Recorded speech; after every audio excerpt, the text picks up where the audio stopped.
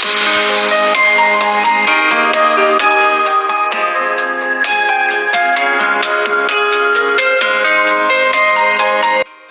विद्यार्थी मित्रांनो, मी प्राध्यापक दीपक पाटील, विश्वास विद्यानिकेतन ज्युनियर कॉलेज चिखली। यावर्षी माझ्या यूट्यूब चॅनलच्या माध्यमातून इयत्ता 12वी इंग्रजी या विषयाच्या प्रत्येक घटकाच्या पिनपॉइंट नोट्स देण्याचा माझा मानस आहे। महाराष्ट्रातील जास्तीत जास्त विद्यार्थ्यांना याचा जर फायदा झाला तर त्याचा मला मनस्वी आनंद होईल।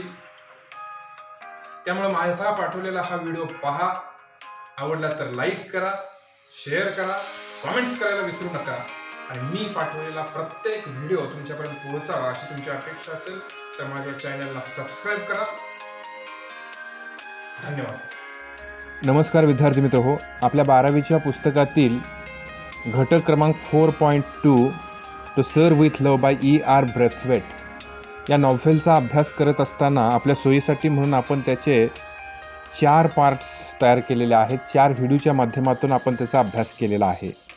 पहिल्या व्हिडिओमध्ये आपण या नॉव्हेलचे लेखक E.R. ब्रेथवेट यांचा परिचय, त्याचबरोबर या नॉव्हेलमध्ये असणारी कॅरेक्टर्स यांचा परिचय आणि समरी ऑफ द नॉव्हेल हा कंटेंट पाहिला। दुसरा जो व्हिडिओ आपण तयार केला त्याच्यामध्ये आपण थीम ऑफ द नॉव्हेल आणि या टेक्स्टबुकमध्ये जो 17वा चॅप्टर देण्यात आलेला आहे त्या चॅप्टरचा सिनॉप्सिस ऑफ द एक्स्ट्रॅक्ट हा कंटेंट पाहिला। तिसऱ्या व्हिडिओमध्ये आपल्या इंग्रजीच्या टेक्स्टबुकमध्ये जो 17वा चॅप्टर देण्यात आलेला आहे त्याचा फर्स्ट हाफ म्हणजे पूर्वार्ध आपण पाहिला। हा पूर्वार्ध पाहत असताना आपण त्याच्यामध्ये पेज नंबर 181, 182 आणि 183 वरचा एक पॅसेज अशा पद्धतीनं असणारा कंटेंट पाहिला। आणि सध्याचा जो 4था व्हिडिओ मी तुमच्यासमोर घेऊन येतो आहे त्या 4थ्या व्हिडिओच्या माध्यमातून या 17 नंबर चॅप्टरचा सेकंड हाफ म्हणजेच उत्तरार्ध आपण तुमच्यासमोर घेऊन येतो आहे। आता या उत्तरार्धामध्ये पेज नंबर 183 वरती सेकंड पॅसेज जो आहे म्हणजेच when this arrangement had been set up there was a skeleton hanging from a hook screwed into the top of its skull gently revolving at the end of a cord. इथपासून ते शेवटपर्यंत आपण हा content पाहणार आहोत। म्हणजे page number 183, 184 आणि 185 वरती असणारा कंटेंट याचं लाईन टू लाईन एक्सप्लेनेशन आपण करणार आहोत। तर या माझ्या यूट्यूब चॅनलवरती असणारे सर्व पार्ट व्यवस्थित पहा, 4ही व्हिडिओ व्यवस्थितपणे पहा, त्याच्यातील बारकावे समजून घ्या, परीक्षेच्या दृष्टिकोनातून त्याच्या नोट्स तयार करून त्याचा अभ्यास करा। या सर्व व्हिडिओचा अभ्यास करत असताना तुम्हाला त्याच्यामध्ये त्याचे बारकावे समजून घेणं अत्यंत गरजेचं आहे। चला तर पाहूया the second half of the chapter number 17 to sir with love by E.R. Braithwaite. Now the next stanza. When this arrangement had been set up, there was the skeleton hanging from a hook screwed into the top of its skull, gently revolving at the end of cord. Cord शब्दाचा अर्थ दोरखंड असा होतो। The skeleton hanging from a hook screwed into the top of its skull म्हणजेच डोक्याच्या कवटीला लावलेल्या हुकाला अडकणारा किंवा लटकणारा आणि दोराच्या टोकापासून हलक्याच गोल फिरणारा सांगाडा। अरेंजमेंट हॅड बीन सेट म्हणजे अशी रचना केली गेलेली होती। This was somewhat in the nature of a comic relief and the school showed its approval by laughing uproariously. Laughing uproariously म्हणजे हास्याचा गोंधळ अथवा हास्याचा कल्लोळ। हे गमतीदार दृश्य आवडल्याने शाळेमध्ये हास्याचा कल्लोळ उठला। But levity soon evaporated when Furman began to speak. His voice was clear and precise and he had a strong sense of dramatic. परंतु लेव्हिटी म्हणजे गांभीर्याचा अभाव। हर्मन बोलू लागल्यावर ते गांभीर्याचा अभाव असणारं हलकं फुलकं वातावरण जे होतं ते पूर्णपणे विरलं गेलं. तो स्पष्टपणे आणि नेमक्या शब्दामध्ये नाट्यमय आवाजामध्ये बोलत होता. Dramatic. Calmly he told them that it was a female skeleton. That was a fact and could easily be proved. Calmly म्हणजे शांतपणे. त्याने शांतपणे सर्वांना सांगितलं की तो एका स्त्रीचा सांगाडा म्हणजे फिमेल स्केलेटन होता आणि ही एक वस्तुस्थिती फॅक्ट होती जी सहजपणे सिद्धही करता येऊ शकत होती. Proved. But he could not say with any assurance whether she had been Chinese or French or German or Greek, nor could he say if she had been brown or white or a mixture of both. मात्र ती स्त्री चीनी होती, French, German किंवा Greek होती किंवा ती गव्हाळ, श्वेत अथवा मिश्रवर्णी होती का हे तो निश्चितपणे म्हणजेच विथ ॲन ॲश्युरन्स सांगू शकत नाही. And from that he said the class had concluded that basically all people were same. The trimmings might be different but the foundation were all laid out according to the same blueprint. यावरून वर्गाने असा निष्कर्ष concluded काढला की लोकांचे बाह्यरूप भिन्न असले तरी मुळातून सर्व लोक एकसारखेच असतात आणि सर्वांचा मूळ साचा म्हणजेच ब्लूप्रिंट एकाच प्रकारे तयार केलेला असतो. Furman was wonderful. He had them eating out of his hand. फर्मनच्या बोलण्याने त्याचं जे लाजवाब बोलणं होतं ना त्या बोलण्याने सर्वजण प्रभावित झाले. Them eating out of his hand ही एक फ्रेज आहे म्हणजेच त्यामुळे सर्वजण प्रभावित झाले. Miss Dare's contribution was something of an anti climax after Furman's performance and she seemed to realise it. फर्मनच्या योगदानामुळे कॉन्ट्रीब्युशन मिस डेअरचे सादरीकरण मात्र काहीसे निराशजनक होते आणि तिलाही ते जाणवले असावे. She spoke about the problem which all humanity has to face in terms of sickness and diseases and of the advantages gained by interchange of knowledge, advice and assistance. तिने माणसांचे आजार आणि रोगांविषयक म्हणजे सिकनेस अँड डिसीजेस समस्यांबद्दल माहिती दिली. तसेच ज्ञानाची नॉलेज मार्गदर्शनाची ॲडव्हाइस आणि असिस्टन्स म्हणजे मदतीची देवाणघेवाण केल्याने होणाऱ्या फायद्यांविषयी सांगितले. Now the next stanza. Miss Dodd reported on a period of history the class had studied the Reformation in England. Reformation in England म्हणजे इंग्लंडमधील पुनर्निर्माणाचा काळ. मिस डॉडने इतिहासातील इंग्लंडच्या पुनर्निर्माणाच्या काळाच्या अभ्यासाबद्दल सांगितले. She told of a struggle of a man of independent spirit against clerical domination and their efforts to break from the established religious traditions. तिने पादरी लोक म्हणजेच की क्लेरिकल डॉमिनेशन यांच्या वर्चस्वाच्या विरोधामध्ये मुक्त विचाराच्या लोकांनी म्हणजेच मेन ऑफ इंडिपेंडंट स्पिरिट दिलेल्या लढ्याविषयी स्ट्रगल अँड प्रस्थापित धार्मिक परंपरा म्हणजेच एस्टॅब्लिश्ड रिलिजियस ट्रॅडिशन्स मोडून काढण्यासाठी त्यांनी केलेल्या प्रयत्नांच्या विषयी सांगितले. From those early beginnings gradually grew the idea of a tolerance for the beliefs and cultures of others and the new common interest in trying to study and understand those cultures. या सुरुवातीच्या काळातील प्रयत्नांमुळे इतरांच्या श्रद्धा आणि संस्कृतीबद्दल सहिष्णुता tolerance बाळगण्याचे विचार हळूहळू रुजू लागले आणि त्या संस्कृतीचा अभ्यास करण्याकडे कल वाढू लागला आणि त्यांना समजून घेण्याचे अंडरस्टँड प्रयत्न सुरू झाले. Denham's report was a bit of shock. डेनहॅमचा अहवाल हा जरा धक्कादायकच होता, बीट ऑफ शॉक.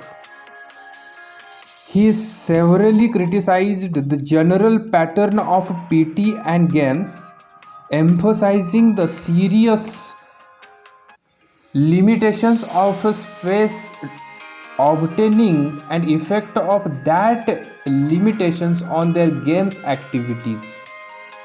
त्याने PT म्हणजेच शारीरिक शिक्षण व क्रीडा या विषयाच्या सर्वमान्य पद्धतीवरती टीका केली. तसेच जागा मिळवण्यात येणाऱ्या प्रचंड अडचणीवर आणि त्यामुळे त्यांच्या खेळावर होणाऱ्या परिणामांवरती जोर दिला, एम्फसिस असं म्हटलेलं आहे. He complained that the PT was ill confused and pointless and the routine monotonous. he could see no advantage in doing it. A jolly good game was far better. PTचा तास हा अतिशय नियोजन शून्य म्हणजे इल कन्सिव्ड आणि निरर्थक म्हणजे पॉइंटलेस आणि त्याचे रुटीन हे अतिशय निरस म्हणजे मोनोटनस आहे. PT केल्यानं काही फायदा ॲडव्हान्टेज होत असेल असे आपल्याला वाटत नाही असं ते म्हणतात. त्यापेक्षा एखादा अतिशय रंजक खेळ खूप चांगला ठरला असता अशी त्यांनी तक्रार केली. ही कंप्लेंट म्हटलेलं आहे बघा. Apparently he was voicing the opinion of all the boys for they cheered him लाऊडली.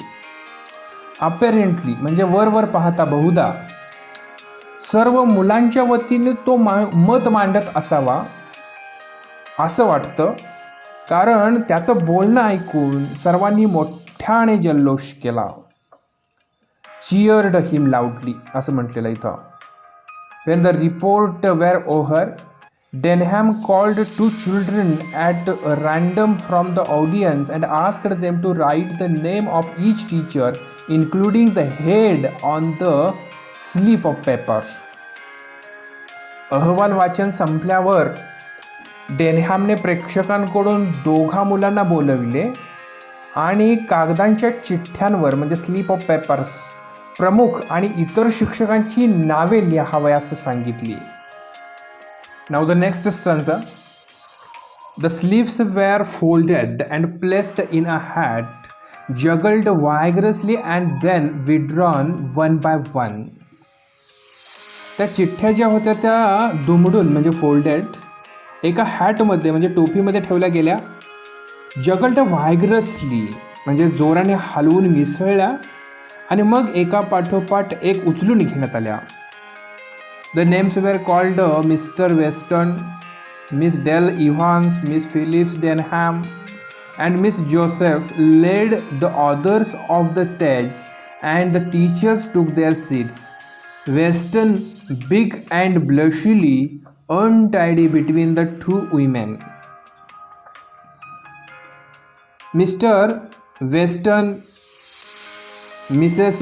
Del Evans, Miss Phillips Denham आणि मिस जोसेफ यांची नावं पुकारण्यात आली. स्टेजवरून बाकीच्यांना खाली पाठवून शिक्षकांनी त्यांची जागा घेतली आणि 2 शिक्षिकेंच्या मध्ये राखट आणि गबाळे मिस्टर वेस्टन बसले असं या ठिकाणी म्हटलेलं आहे. Then the questioning began. त्यानंतर प्रश्नोत्तराला सुरुवात झाली. I believe I would have gone a long way to see what followed. It was an experience which I shall not easily forget. त्यानंतर जे घडले ते पाहण्यासाठी मी बरीच मेहनत केली असावी याची मला खात्री पटली, कारण तो अनुभव मी सहजी विसरू शकणार नाही. शॅल नॉट इझिली फॉरगेट असं म्हटलेलं आहे. The questions were mostly from the 2 top classes, probably because the young children were either too timid or too ununiform to formulate their questions. इथं असं म्हटलेलं आहे की दोन्ही वरच्या वर्गाकडून 2 टॉप क्लासेस मुख्यतः प्रश्न आले होते, कारण लहान मुले एकतर बुजरी म्हणजे टिमिड होती किंवा प्रश्न सुचून विचारण्या एवढी पुरेशी प्रगल्भता त्यांच्याकडे नव्हती. अनयुनिफॉर्म टू फॉर्म्युलेट देअर क्वेश्चन्स असं या ठिकाणी म्हटलेलं आहे. The teachers had no briefing and were often caught out stammering in their indecisions. आता इथं असं म्हटलं की शिक्षकांना पूर्वकल्पना नव्हती आणि पूर्वकल्पना नसल्यामुळे नो ब्रीफिंग ते अनेक ठिकाणी स्टॅमरिंग म्हणजे तोत्रे बोलणे किंवा अडखळणे अडखळत होते, त्यांची मनाची दुविधा निर्माण होत होती. But here again I received a big surprise. परंतु या ठिकाणी मला पुन्हा एकदा आश्चर्याचा मोठा धक्का बसला. दी फ्रेली seemingly brainless Miss Euphemia Phillips proved to be the coolest and best informed of the 3. आता या ठिकाणी दिखाऊ आणि निर्बुद्ध असणाऱ्या मिस युफेमिया फिलिप्स, ते जेव्हा 3 शिक्षक बसलेले होते त्या तिघांमध्ये सर्वात शांत आणि सर्वाधिक जाणकर असल्याचं जाणवत होते. She dealt with the questions put to her with candour and authority and would often intervene skilfully to assist one of the others without causing embarrassment. त्यांना विचारलेले जे प्रश्नांची त्यांनी अगदी मनमोकळेपणाने, कॅन्डोर आणि अधिकारपूर्वक ॲथॉरिटी आणि इतरांना अडचणीत न येऊ देता कुशलतेनं हस्तक्षेप करून अनेक वेळा त्यांना मदतसुद्धा केली. Weston cut a very ridiculous figure. वेस्टर्ननं स्वतःचे अतिशय हास्यास्पद चित्र उभे केले. व्हेरी रिडिक्युलस फिगर असं या ठिकाणी म्हटलं आहे. In the face of Denham's blunt criticism and Furman's adroit questioning, he found himself completely nonplussed and tried to bluster his way out with a show of offended dignity. डेनहॅमची बेधडक टीका, blunt criticism, आणि फर्मनच्या चतुर प्रश्नांच्या म्हणजे ॲड्रॉइट questioning भडीमारासमोर ते पूर्णपणे निरुत्तर झाले,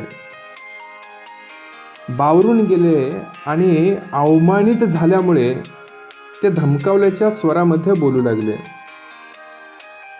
He could not effectively support the PT exercise for which he was partly responsible as having any definite physical advantage. PTच्या व्यायामाचे ठोस शारीरिक फायदे, डेफिनेट फिजिकल ॲडव्हान्टेजेस असतात, याचे ते प्रभावीपणे समर्थन करू शकले नाहीत, याला ते स्वतः काही अंशी जबाबदार होते. Denham was a trained boxer and insisted that such a exercise were only advantageous if practised daily and for more sustained periods. Denham हा प्रशिक्षित बॉक्सर होता. दररोज, डेली आणि दीर्घकाळासाठी म्हणजेच मोर सस्टेन्ड पीरियड सराव केला तरच व्यायाम फायदेशीर ठरतो असा त्यांनी आग्रह धरला. PT twice weekly for 20 minutes was a waste of time, he asserted. म्हणजे आठवड्यातून 2दा ट्वाईस वीकली 20 मिनिटांसाठी पी.टी. करणे म्हणजे वेळ वाया घालवण्यासारखे आहे असे त्यांनी ठासून सांगितले. Once again Miss Philip took the runs and her shock promptly shot up 100-fold.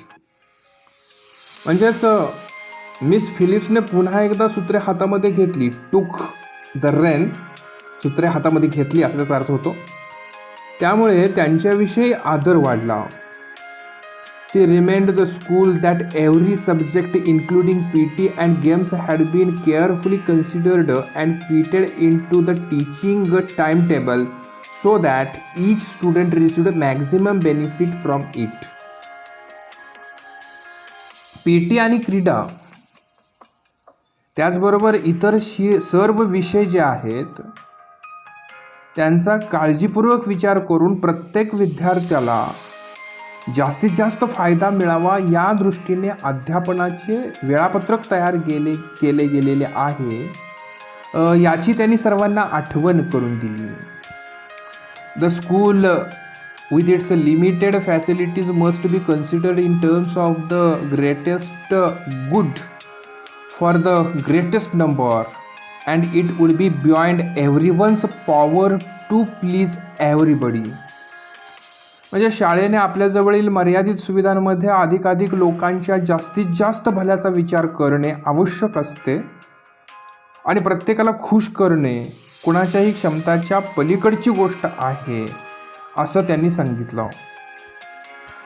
Some of you she concluded fixing Denham with innocent eyes are fortunate in your own fine physical development and do not really need a few much helping of PT and games which this school can offer.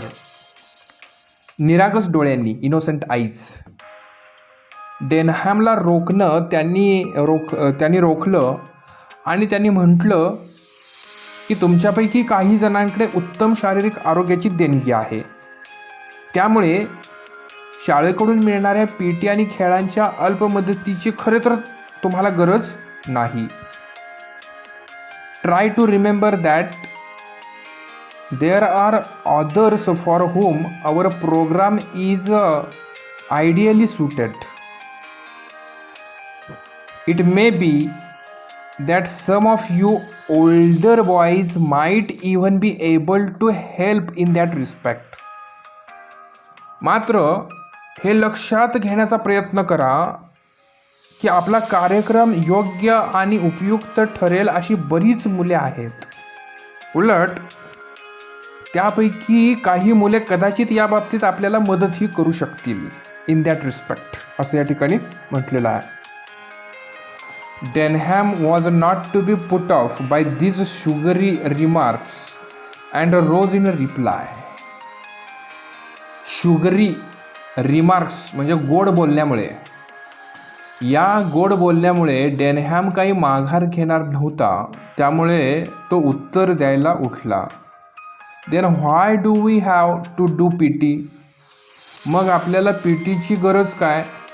Why don't they take only the kids who need it? फक्त ज्या मुलांना गरज आहे त्यांनाच का घेऊ नये? The rest of us can have a game of football or something instead of doing a lot of daft things that's no good to us. आपल्या हिताच्या नसलेल्या या निरर्थक गोष्टी करण्यापेक्षा बाकीचे सर्वजण फुटबॉल किंवा दुसरा एखादा खेळ खेळू शकतात. This was a pause but she came right back at him, her baby blue eyes twinkling in her delight at this crossing of staves. हा खरे तर पेचात टाकणारा पॉझर प्रश्न होता, पण तो पेच सोडवण्याच्या आनंदात मिस फिलिप्सचे निळे डोळे चमकले आणि तिने त्याला प्रत्युत्तर दिले. Let's say it is as much as a exercise of a mind as it is of the body. Denham, आपण असं समजूया की हा जितका शरीराचा व्यायाम आहे तितकाच मनाचाही आहे. एक्झरसाइज ऑफ माइंड असं म्हटलेलं आहे. The whole time table in the school is meant to help you in the world after you leave here, and doing what you are told in spite of not liking it is a part of the training. शाळेचे संपूर्ण वेळापत्रक तुम्हाला इथून बाहेरच्या जगात गेल्यानंतर त्याचा उपयोग व्हावा अशा दृष्टीने तयार केलेले आहे. आणि एखादी गोष्ट आवडत नाही म्हणून सांगितल्यामुळे करणे हाही एक प्रशिक्षणाचाच भाग आहे. I feel sure that you will see the point in that. यामागचा हेतू तुमच्या लक्षात येईल याची मला खात्री आहे. आय फील शुअर असं म्हटलेलं. दॅट स्टॉप्ड हिम. हे ऐकल्यावर मात्र तो थबकला. Poor Denham knew that he had been outwitted, but he could do nothing about it and sat looking rather rueful while Miss Phillips' smile broadened. This freely innocent-looking puss had gobbled her canary without leaving the tiniest feather. म्हणजेच आपल्यावरती मात करण्यात आली आहे पण आपण त्याबद्दल काही करू शकत नाही हे बिचारे त्या डेनहॅमच्या लक्षात आलं.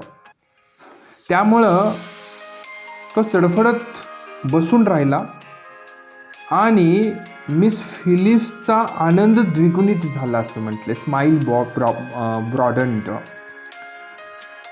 या अडाणी, फ्रेली, निरागस, इनोसंट दिसणाऱ्या मांजरीने म्हणजे पस स्वतःच्या केसालाही धक्का न लागू देता विदाउट लिव्हिंग द टायनियस्ट फीदर भक्ष्य गट्टम करून टाकले असं म्हटलेलं आहे. ग्रॅब्ड